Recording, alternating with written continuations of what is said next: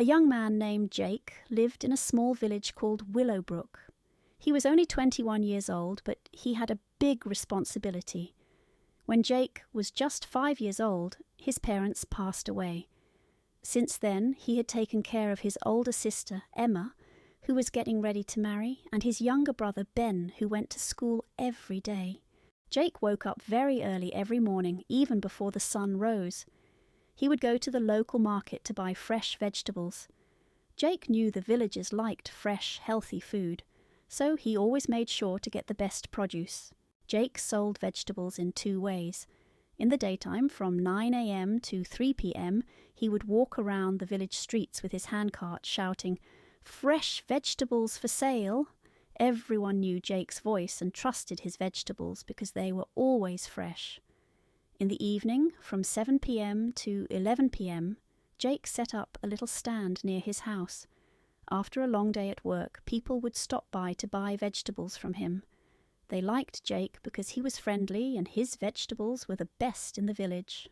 Even though there were 2 other vegetable sellers nearby, everyone preferred Jake. His vegetables were a little more expensive, but people didn't mind because they knew they were the freshest. Jake worked hard every day to make sure his family had enough to eat and that his sister could get married happily. He knew his parents would be proud of how he took care of everything, just like they taught him when they were alive. But Jake's success didn't go unnoticed by the other vegetable sellers, Mr. Harris and Mrs. Green. They were jealous because even though they sold their vegetables for cheaper prices, people still preferred Jake. They would complain to each other, saying, "How does he do it? His vegetables are too expensive, but everyone buys from him." One day, Mr. Harris and Mrs. Green decided to find out Jake's secret. They followed him secretly, watching how he sold his vegetables. They saw Jake greeting each customer with a smile, offering the best vegetables and taking time to chat with everyone. Mr. Harris and Mrs. Green tried to copy Jake's friendly manner, shouting louder about their vegetables, but it didn't work. People still walked past their stalls and went to Jake. Frustrated, Mr. Harris and Mrs. Green began plotting against Jake. They whispered to each other about ways to make him look bad or scare him away from the village. They didn't know, though, that their jealousy would soon lead to something dangerous that would change everything for Jake and the village. Every day, Jake noticed an old woman who would stop by, asking about the prices of the vegetables, but never buying anything. She lived alone in a small cottage, and Jake often wondered about her. One evening, after a long day at the market, Jake saw the old woman again. This time he decided to talk to her. "Ma'am," Jake said kindly, "I see you every day asking about the vegetables, but you never buy any. Is there a reason why?" The old woman looked at Jake with sad eyes. "Oh, young man, your vegetables are the best, but I'm alone, and I have no family to help me. I survive by begging, and I can't afford your vegetables." Jake felt sorry for her. "Ma'am, from now on, come to my stall every night before I close. I'll give you whatever vegetables are left for free. It's the least I can do." The old woman hesitated, but Jake insisted. "Please take them. I get fresh ones every day, and it would help me." Reluctantly, the old woman agreed, touched by Jake's kindness. From then on, she came every evening, and Jake would give her a bag of fresh vegetables. Meanwhile, Mr. Harris and Mrs. Green, the jealous vegetable sellers, watched this exchange from a distance. They didn't like that Jake was helping the old woman. They started feeling more jealous and angry than ever. One evening, after Jake finished packing up his cart, Mr. Harris and Mrs. Green secretly followed him down a quiet road. They waited for the perfect moment when Jake was alone. Suddenly they jumped out of hiding and confronted him. "So, Jake," Mr. Harris sneered, "you think you're better than us? Giving vegetables away for free?"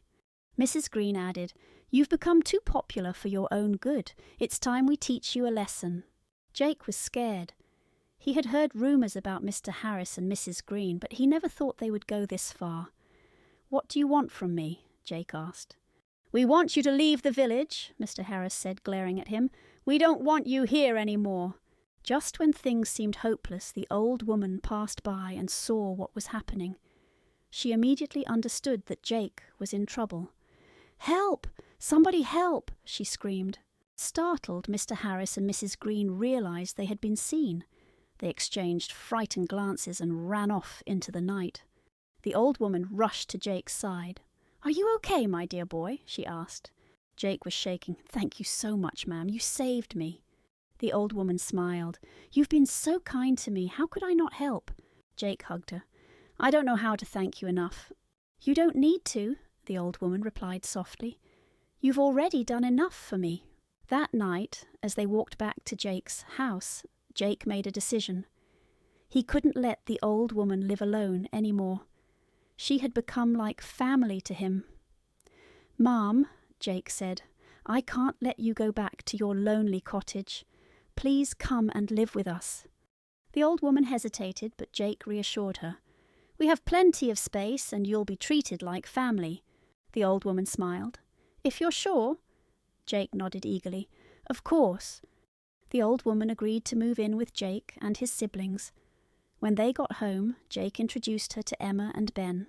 They were happy to meet her, and she quickly became a cherished member of the family.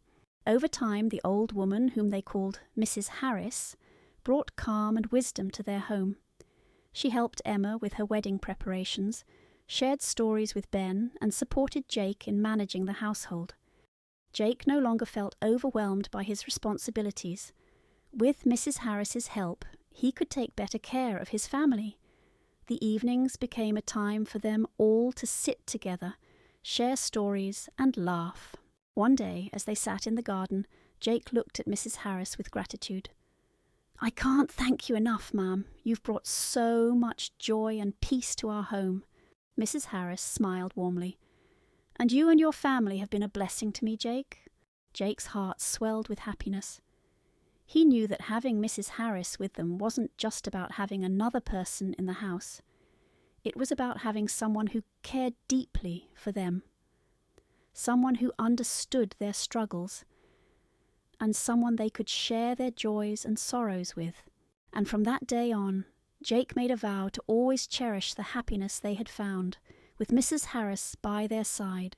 So believe, grow, and inspire. Nothing can stop you. This story is to fuel your day. Thank you so much for watching, and stay blessed.